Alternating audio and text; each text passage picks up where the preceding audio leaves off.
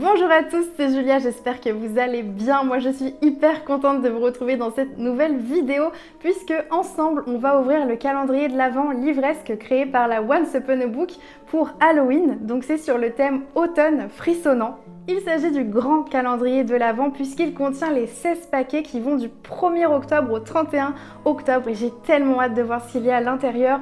Je sais qu'il y a des livres dedans, des petits goodies, des gourmandises, enfin plein de choses qui rappellent l'automne. C'est un calendrier de l'Avent qui est quand même au prix de 155 €, mais il y a une valeur de 170 € de produits et de livres à l'intérieur. Et je sais pas ce que vous pensez de ce concept de calendrier de l'Avent livresque, mais moi j'adore cette idée.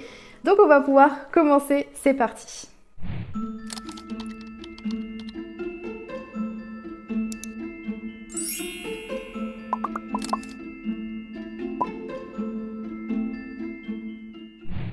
Voici donc la première pochette et ça m'a tout l'air d'être un livre. Et alors là, je suis hyper contente du premier livre qu'on trouve dans ce calendrier de l'Avent parce qu'il me faisait de l'œil depuis pas mal de temps. Il s'agit donc des jumeaux Croque-Mort, la malédiction, écrit par Cassandra O'Donnell aux éditions Flammarion Jeunesse. On va y suivre dans cette histoire Silence et Auriel qui sont les deux personnages présents sur cette couverture et qui vont être rappelés par leur famille, leurs grands-parents, dans un manoir dont ils ignoraient encore l'existence. Et lorsqu'ils vont se rendre dans ce manoir, ils vont avoir l'impression de ne pas être les bienvenus et vont découvrir une malédiction qui pèse sur la ville. Et il s'agirait d'un univers à la fois envoûtant et terrifiant. En tout cas, on commence fort avec cette première case du calendrier, j'ai hâte de voir la suite. Et comme on a une pochette un jour sur deux jusqu'à Halloween, on passe directement à la pochette numéro 3 qui est comme ceci, donc ça m'a tout l'air d'être une carte. Et dans cette troisième pochette, il s'agit bien d'une carte sur le thème d'Halloween puisque on a la mort avec des symboles lunaires au-dessus. Je la trouve vraiment super jolie cette carte. Et on continue avec la pochette numéro 5 qui cette fois-ci est très grande. Et là on voit tout de suite qu'il y a un livre à l'intérieur donc j'ai hâte de voir ce qu'elle contient. Et on continue sur notre lancée avec les bonnes surprises puisqu'on a reçu le roman Le Pacte de Luc écrit par Isabelle Letsplume aux éditions Bookmark. Dans cette histoire, on nous explique que Luc aurait pactisé avec le diable pour sauver l'âme de son petit ami, sauf que ça a très mal tourné puisqu'il va être précipité en enfer et se retrouver au service d'Asmodée qui serait un mystérieux démon collecteur d'âmes, probablement le personnage que l'on voit sur la couverture. C'est un roman qui va donc parler d'enfer, de démons et d'enquête et j'ai vraiment hâte de voir ce que ça va donner. Et on continue avec la pochette numéro 7 qui est beaucoup plus petite. J'ai l'impression qu'on a un petit objet à l'intérieur. Et pas du tout en fait puisqu'il s'agit de petits carambars au caramel et au beurre salé. C'est toujours très cool d'avoir des bonbons pour Halloween donc moi je valide cette case numéro 7. On passe à la case numéro 9 et celle-ci est immense. C'est la plus grosse et je pense que c'est un jeu de société puisque apparemment il y a un jeu de société dans ce calendrier de l'Avent. On va voir ça tout de suite. Et il s'agit bien d'un jeu de société qui est édité chez 404 et qui est Witch Night, libérez votre puissance intérieure avant les autres. Le jeu parfait pour une soirée 100% sorcière. Au dos, c'est écrit affrontez-vous entre sorcières modernes dans ce grand jeu 100% sacré. Et on voit aussi qu'il y a un plateau de jeu carrément. Il a l'air assez complet comme jeu, donc je serais très curieuse d'essayer. La pochette numéro 11 se présente comme ceci et j'ai l'impression qu'on va y retrouver aussi une carte. Je suis trop contente d'avoir reçu cette belle illustration parce qu'elle est réalisée par Caro from Woodland que je suis depuis des années sur YouTube et qui est une créatrice. Et elle fait beaucoup de vidéos très cosy, très cocooning. Et là, c'est adorable, on a une petite recette d'Halloween qui est le gingerbread Frankie pour faire ce petit gâteau délicieux. Donc il y a toutes les explications, toute la recette. Et je trouve ça trop mignon. Même si je dois vous l'avouer quand même, moi et la cuisine, on n'est pas trop amis. Je suis une catastrophe au fourneau. Mais j'aime beaucoup l'idée de cuisiner des petites choses cosy pour l'automne. Et je vous mets bien entendu le lien de sa chaîne YouTube en barre de description. On continue avec la pochette numéro 13 qui fait du bruit. Peut-être quelque chose qui se mange. Et on y retrouve une potion de sorcière. Il s'agit d'une infusion fabriquée par Potion Brigitte qui contient du fenouil, du basilic, du romarin, de la verveine et de la lavande. Et c'est super mignon, on a un petit chat avec une citrouille sur l'étiquette et du thé, des boissons, des petites choses à grignoter, c'est toujours bien pour accompagner les lectures, donc je suis très contente. On passe maintenant à la pochette numéro 15 et on y retrouve un petit objet très mystérieux emballé dans du papier bulle où il est écrit Création maison par la sorcière Manon avec une petite potion juste là. Il s'agit donc d'une spell jar, je ne connaissais pas du tout ce concept. À l'intérieur, on a du sel rose d'Himalaya, il y a aussi de la lavande, des pétales de rose et des pierres semi-précieuses, et le tout est scellé et purifié. Et je trouve que c'est une très belle attention d'avoir mis ça dans une box Halloween, puisque ça a un côté très sorcière que j'aime beaucoup. On passe maintenant à la pochette numéro 17 et j'ai l'impression que tous les livres sont plutôt vers la fin du calendrier de l'Avent. On continue cette fois-ci avec, je pense, un petit objet, peut-être une création. J'ai trop hâte de voir ce qu'elle contient aussi. Dans cette pochette, on y retrouvait en fait des gourmandises pour accompagner nos lectures. Il s'agit de caramel issu de la fabrication artisanale. Et on continue avec la pochette numéro 19 et je suis trop contente parce que là, vu la dimension, ça a tout l'air d'être un livre.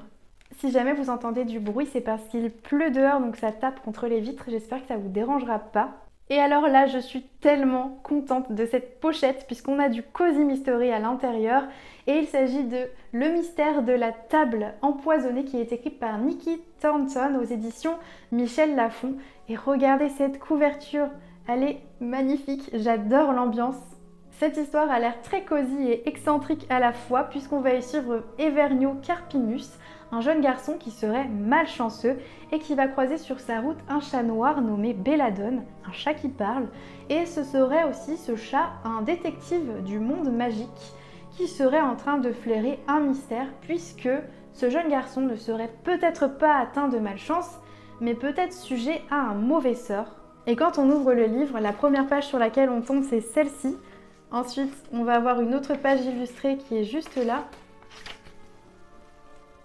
Et si vous aimez les petites ambiances d'Halloween, etc., je pense que c'est un livre très atmosphérique pour ça. Moi, il me tente beaucoup et je trouve ça hyper marrant que le rôle principal soit attribué à un chat. On passe du coup à la pochette numéro 21 et on y retrouve des petits carambars qui sont cette fois-ci toujours au caramel ou au beurre salé mais avec du chocolat et ça a l'air trop bon. On continue avec la pochette numéro 23 et cette fois-ci j'ai l'impression qu'on a un objet assez cylindrique à l'intérieur. Et on a bel et bien un objet qui est une création de Manon. Il est emballé dans du papier bulle et d'après la petite fiche explicative, il s'agit d'une spell candle. Donc j'ai hâte de voir comment c'est à l'intérieur, je vais l'ouvrir. Et on y retrouve deux bougies qui sont créées artisanalement par Manon et on a une petite lune au dos. Donc ça peut être très sympa si vous voulez faire un petit décor Halloween chez vous. Ce qui nous amène à la pochette numéro 25. Dans cette pochette, on a un livre super original puisqu'il s'agit d'un livre Escape Game. J'ai jamais essayé ce concept et donc il s'agit de Terreur au parc d'attractions qui est écrit par Anna Maybach, Inka et Marcus Brent et c'est aux éditions Hachette Heroes. Et au dos du livre, il est écrit « Un parc d'attractions abandonné, pas de sortie, 10 énigmes, parviendrez-vous à vous échapper ?»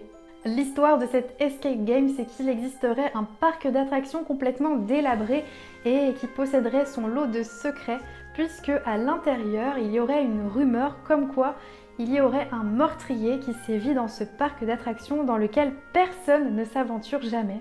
Au dos du livre, il est écrit que c'est une expérience interactive et immersive. Et à l'intérieur du livre, j'ai vu qu'on avait des petits documents. Ça doit être des preuves pour avancer dans l'histoire. Et on a même des pages de notes.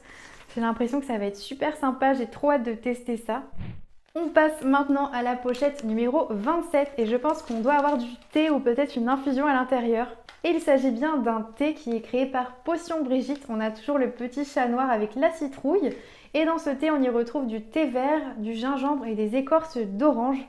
Et on arrive déjà à l'avant-dernière pochette de ce calendrier de l'Avent qui a l'air de contenir un livre assez colossal en termes de taille. Donc j'ai hâte de voir lequel se trouve dans cette pochette. Et alors là, on a une très belle surprise dans ce calendrier de l'Avent puisque on y retrouve un relié collecteur qui est Les Disparus du pays imaginaire écrit par Hayden Thomas aux éditions Sabran. Et c'est un très beau livre collecteur, on y retrouve un jaspage juste là avec un personnage féminin qui a l'air d'avancer dans une forêt magique.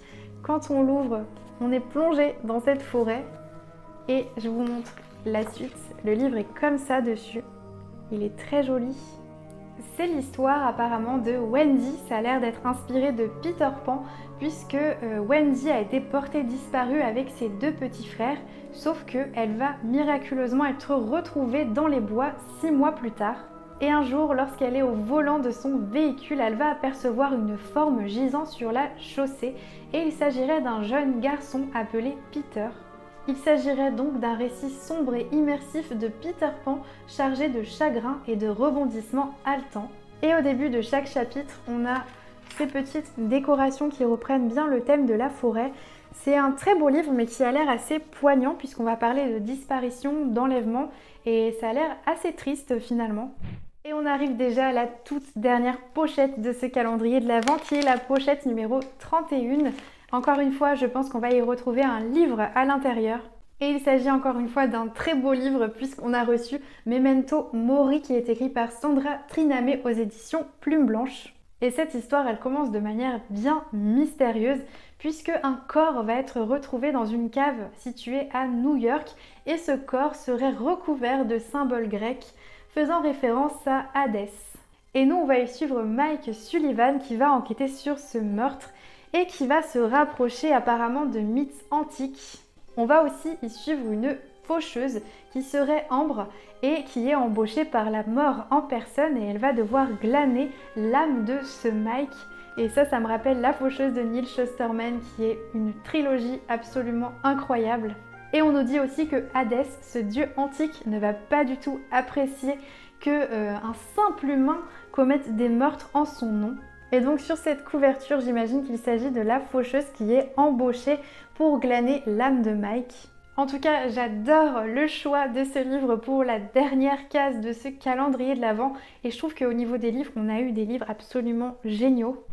Je sais pas vous ce que vous en avez pensé, mais moi j'ai adoré ce concept de calendrier de l'Avent Halloween. Je suis pas du tout déçue parce qu'il n'y a pas un seul livre que je n'aime pas dans ce calendrier de l'Avent, donc vous dites-moi en commentaire ce que vous en avez pensé.